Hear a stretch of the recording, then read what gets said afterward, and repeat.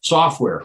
So the good news for all of you is that if you're working in using an AI system, you won't need to be able to understand the software.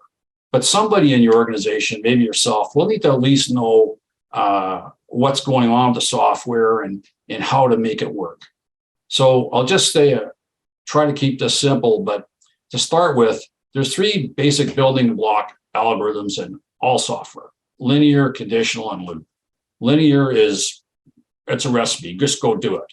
Conditional would be something that says, if it's more than 5, stop, or if it's less than 5, go do something else. And a loop is, if it's between 5 and 10, stop. If it's not between 5 and 10, go back and repeat what you just did. It all starts with those basic statements. Now, the difference is with AI software, it has the ability to think if you want. And AI includes a range of technologies, not all of which have machine learning, but machine learning is a type of AI that's specifically important for manufacturing. So let's talk about how it works. So traditional software follows an explicit instructions. It's all clear. Here's the steps you go take, go run these operations. But some tasks need implicit understanding. So there's ambiguity, there's uncertainty, there's a requirement for making assumptions. It's not clear. Something like facial recognition would be a job like that.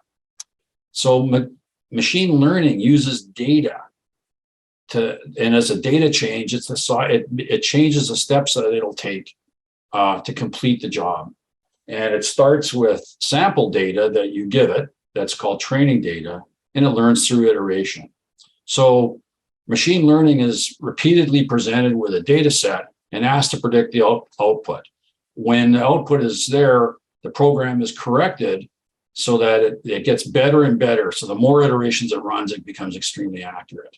So that is, in a nutshell, what's happening with machine learning. One last thing, you will hear that some advanced programs have something called an artificial neural network, which is like an animal brain.